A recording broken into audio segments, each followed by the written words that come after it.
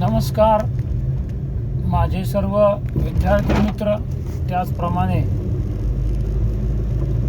या चॅनलवर असणारे सर्व सन्माननीय बंधू आणि भगिनींनो, कोणतीही स्पर्धा परीक्षा म्हटलं की त्या स्पर्धा परीक्षेमध्ये सातत्यपूर्ण कष्ट, अचूक मार्गदर्शन, जिद्द, मेहनत, चिकाटी या सर्वांच्या माध्यमातून एक उत्तम असं यशाचं फळ आपल्या हाती येतं.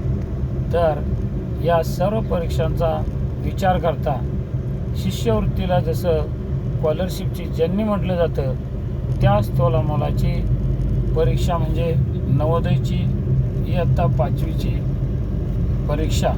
इयत्ता 5वीच्या अंतिम टप्प्यामध्ये ही परीक्षा घेतली जाते, जेणेकरून इयत्ता 6वीच्या वर्गामध्ये नवोदय स्कूलमध्ये त्या विद्यार्थ्यांना CBSE पॅटर्नचा अभ्यासक्रमाची शिकण्याची 12वीपर्यंतची संधी मिळते. तर आज आपण नवोदयच्या गणित विषयामध्ये असणाऱ्या ज्या विभाज्यतेच्या कसोट्या आहेत त्या कसोट्यांचा आपण विचार करणार आहोत. फक्त नवोदयसाठी आहेत असं नाही, तर आपली शिष्यवृत्ती परीक्षा असेल, इतर ज्या काही खाजगी परीक्षा आहेत त्या सर्व परीक्षांसाठी ह्या विभाज्यतेच्या कसोट्या अत्यंत उपयुक्त आहे. तर त्या कसोट्यांचा अभ्यास आपण व्याख्या असतील, काही उदाहरणं असतील आणि त्या कसोट्या एकमेकांना जोडल्यानंतर, एकमेकांच्या जवळ घेतल्यानंतर आपल्याला कसा फायदा होतो ते मी आजच्या व्हिडिओमधून आपणाला सांगणार आहे. सर्वप्रथम कसोटीचा जर विचार केला तर पहिली जी कसोटी आहे ती म्हणजे 2ची कसोटी आणि अतिशय सोपी कसोटी आहे. पहा, 2च्या कसोटी कशी सांगता येईल आपल्याला? ज्या संख्येचे एकक स्थानी 0, 2, 4, 6, 8 यापैकी कोणताही एक अंक असतो त्या संख्येला 2ने निशेष भाग जातो आणि त्याला 2ची विभाज्यतेची कसोटी असे म्हणतात. मग आता ही 2ची जी कसोटी आहे फक्त एकक स्थानच्या अंकाचा विचार करायचा, बाकीच्या कोणत्याच बाबींचा आपण विचार करायचा नाही. एकक स्थानी 0, 2, 4, 6, 8 यापैकी कोणताही एक अंक असेल त्या संख्येला 2ने निशेष भाग जातो. इतकी सोपी कसोटी आहे. पहा, आता याची उदाहरणं जर द्यायची झाली तर 102 एकक स्थानी 2 अंक आला, 50,008 एकक स्थानी 8 अंक आला, 1,25,396 एकक स्थानी 6 हा अंक आला. संख्या किती मोठी असेल, एकक स्थानी 0, 2, 4, 6 या 8 यापैकी कोणताही एक अंक असेल तर त्या संख्येला 2ने निशेष भाग जातो. हे आपण या कसोटीमध्ये लक्षात ठेवायचं. 2च्या कसोटीच्या नंतर आपण पुढच्या ज्या कसोट्या आहेत त्यांचा आपण गट करूया. 3ची कसोटी आणि 9ची कसोटी या 2 कसोट्यांचा आपण गट करूया. 3ची कसोटी आपल्याला काय सांगते तर दिलेल्या संख्येतील अंकांची बेरीज, दिलेल्या संख्येतील अंकांची बेरीज 3च्या पटीत असेल तर त्या संख्येला 3ने निशेष भाग जातो. याला 3ची विभाज्यतेची कसोटी असे म्हणतात.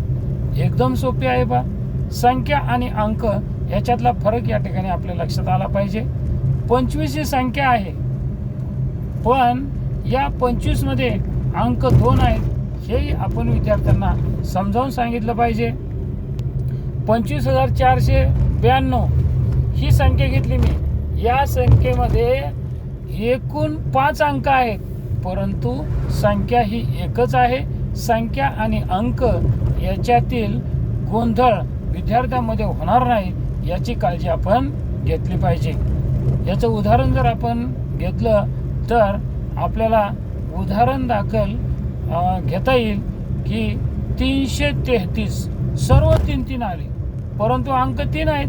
3 अधिक 3 अधिक 3 अधिक 3 बरोबर 9 होतात. म्हणजेच 333ला 3ने निशेष भाग जातो. 645 यामध्ये 6 अधिक 4 अधिक 5 या सर्व अंकांची बेरीज केली तर 15 होते, म्हणून 645ला 3ने निशेष भाग जातो.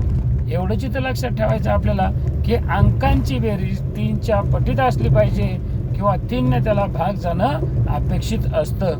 ही झाली 3ची कसोटी. 3 नंबरची कसोटी आहे आपली 3ची आणि 9ची कसोटी एकमेकाला जोडून घ्या.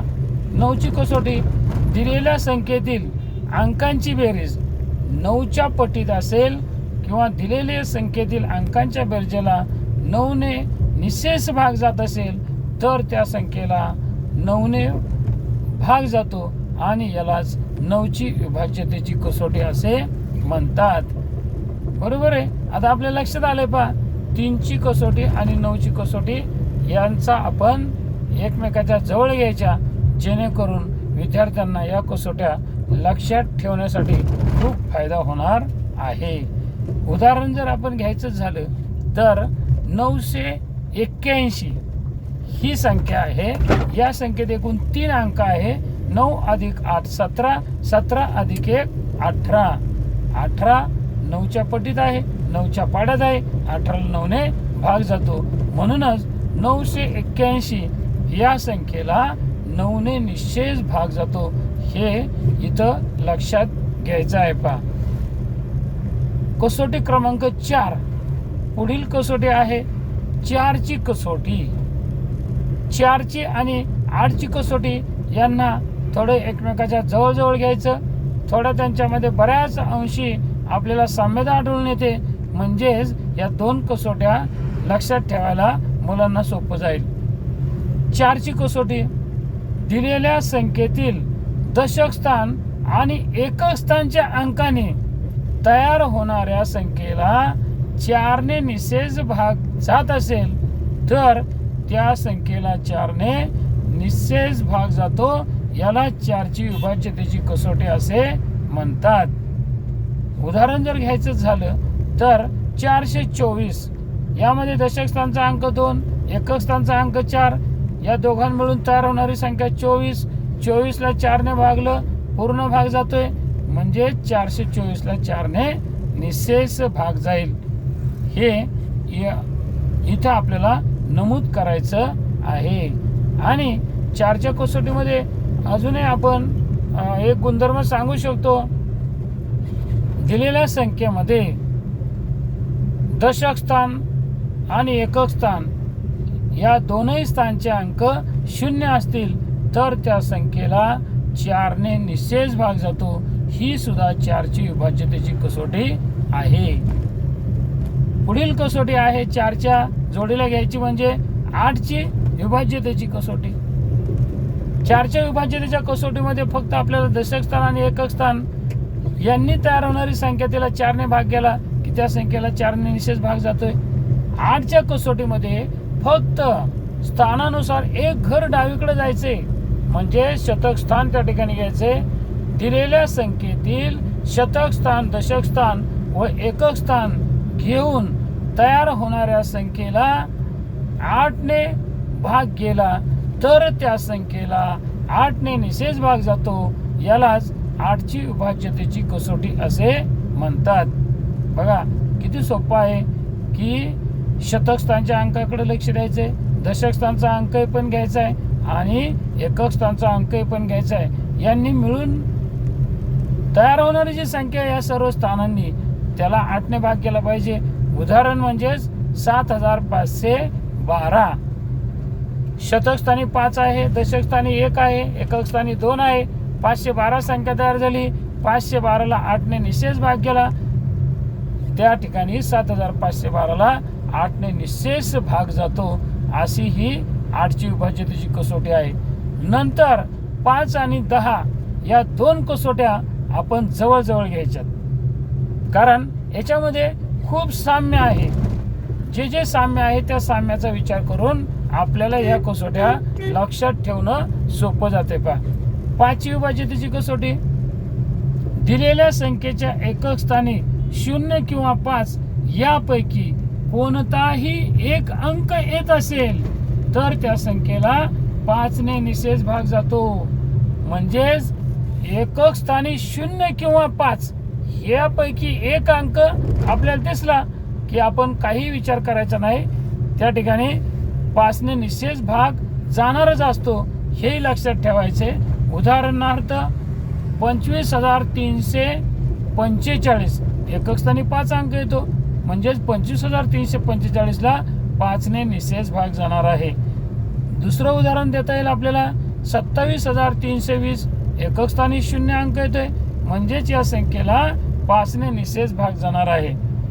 आणि 5च्या जोडीला आपण 10ची कसोटी घ्यायची. त्याची व्याख्या आपल्याला अशी सांगता येईल 10च्या कसोटीची. दिलेल्या संख्येच्या एकक स्थानी जर 0 हा अंक येत असेल तर त्या संख्येला 5ने निशेष भाग जातो. यालाच 5ची विभाज्यतेची कसोटी असे म्हणतात. फक्त शेवटी 0 दिसला की 10ने निशेष भाग जातो, त्यालाच 10ने निशेष भाग जाईल. अर्थात 0 दिसला की त्याला 5ने भाग जाणार आहे, 10ने भाग जाणार आहे. ही झाली 10ची विभाज्यतेची कसोटी. उदाहरणार्थ 550 एकक स्थानी 0, 10ने भाग जातो. 9,900 एकक स्थानी 0, 10ने भाग जातो. विद्यार्थी मित्र हो, आपण या ठिकाणी 2ची कसोटी, 3ची, 4, 5, त्याचप्रमाणे 10 आणि 9 या कसोट्यांचा विचार केला. आता या कसोट्या एकमेकीला जोडल्या कशा? 3ची कसोटी आणि 9ची कसोटी यांचा एकमेकीशी संदर्भ साधून समानतेचा विचार करून त्या कसोट्या विद्यार्थ्यांना सहज लक्षात येतील. 5ची आणि 10ची कसोटी यांच्यातही जी समानता आहे त्या समानतेचा विचार करून विद्यार्थ्यांना या कसोट्या सुद्धा सोप्या जातील. तसेच 4 आणि 8 या 2 कसोट्यामध्ये सुद्धा यांच्या समानतेचा विचार करून विद्यार्थ्यांना या कसोट्यांचा तुलनात्मक अभ्यास करण्यासाठी खूप फायदा होईल आणि फारशा पाठांतराची गरज लागणार नाही असं मला या ठिकाणी वाटतं.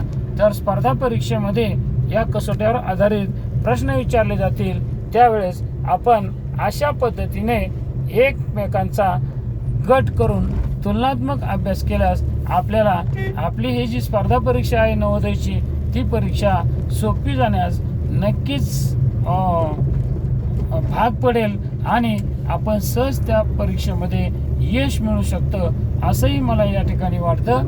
म्हणूनच आज आपण घेऊन आलेलो होतो 2ची कसोटी, 3ची कसोटी, 9ची कसोटी, 4ची कसोटी, 8ची कसोटी, 5ची कसोटी आणि 10ची कसोटी यांचा अशा पद्धतीने अभ्यास करा.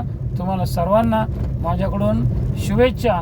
जर तुम्हाला आजचा हा व्हिडिओ आवडला तर त्याला लाईक करा, सबस्क्राईब करा आणि त्यावर छानशी अशी कमेंट करा. चला, थँक्यू. सर्वांना बेस्ट ऑफ लक.